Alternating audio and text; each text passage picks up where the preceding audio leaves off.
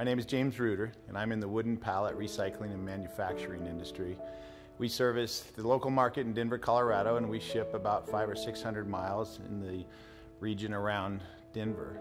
My parents started the company in 1974, took a $500 loan out on a credit card to buy a truck and set out for what they were considered the American dream. I started working here at a young age. Age of 12 was probably the first time I stepped into the plant, and when I came back into the company, we had about 12 employees, and it was an opportunity for me to use the skills that I had really learned since I was 12 years old and step right in and start building the business. But I found myself in 2009 in a frustrating position where everything that I was doing didn't seem to be working. I saw that my financials continued to just lose money every month, and I really came into a dark place. And unfortunately, I woke up in the middle of the night in early 2010 and felt it in my heart that I had some theft going on in the business, because there wasn't anything else that would point to it. And it turns out that my top 3 managers had conspired against me basically and had stolen about $500,000 in a 6-month period, which had brought us to our knees.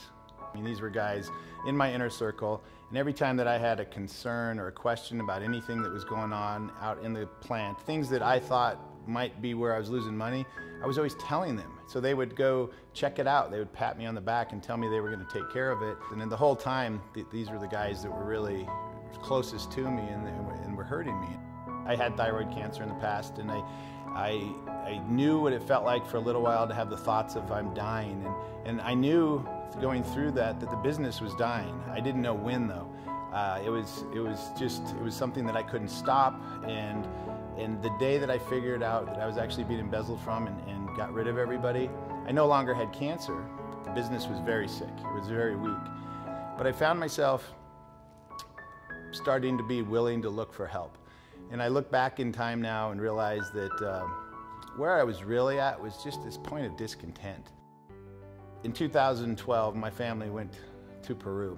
They came home and basically wouldn't leave me alone. They had gotten some sort of bug down there, and I wasn't interested, because again, I'm running the business. Ministry and missions is for somebody else, right? And my wife and my kids just kept pestering me, and in October of 2012, they talked me into taking the family down there. And in the last minute of the last hour, the last day that we were there, the kids were all loading up on a bus and were instructed to give us hugs and say thank you. And a little girl worked her way through the crowd, came through, and she grabbed my arm, and electricity like ran through my body. It was the most incredible thing. It was definitely my God moment. And I dropped to my knees and I'm looking this little girl in the eyes. And what it turns out is at that moment when I was down there on that missions trip, I was looking at people. I was just looking at people in general in my life. And God gave me the ability to see people. And that's what that touch was all about. By dumb luck, I found myself at a leadership conference in Denver, Colorado in 2013. And a gentleman by the name of Paul Cuny was presenting the concept on a book he wrote about kingdom economics, and how the formulas in God's kingdom don't work like the world's formulas. And he started to present the thought process to me. The business truly belonged to God. If he made everything and everything belonged to him, then this business belonged to him, and I was actually a steward of this company, and that he was the owner. You know, one of the hardest things to do when you've run a business for 20 years and you decide to take the opposite fork in the road is to get the team that you've trained to follow you.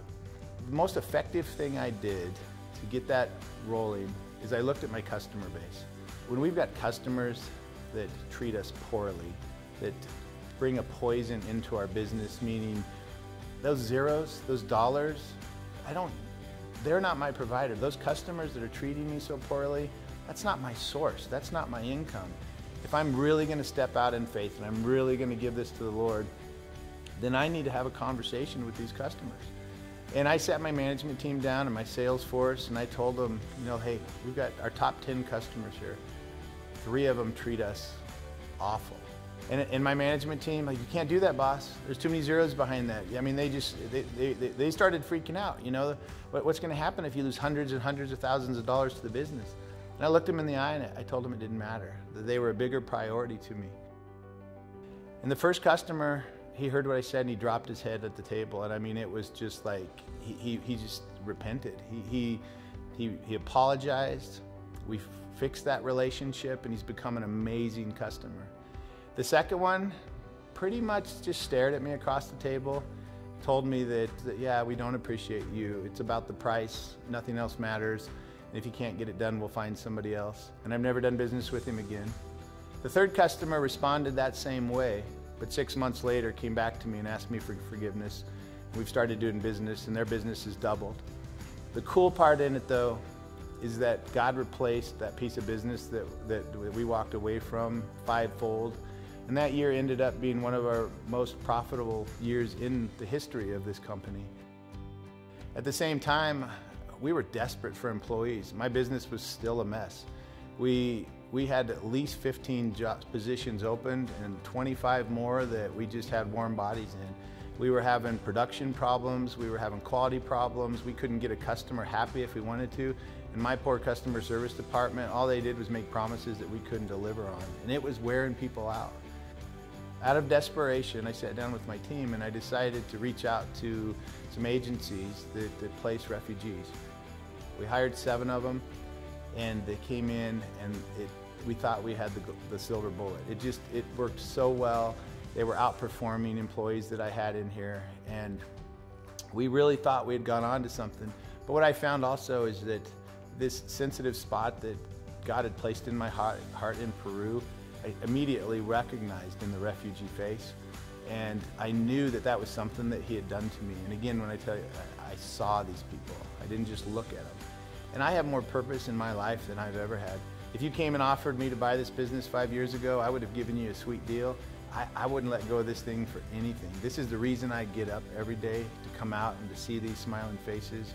I understand for the first time what it means to raise disciples, because when you raise up your team and then you see them carry it down the line, there's nothing that makes you more proud. It's not if we're supposed to do this.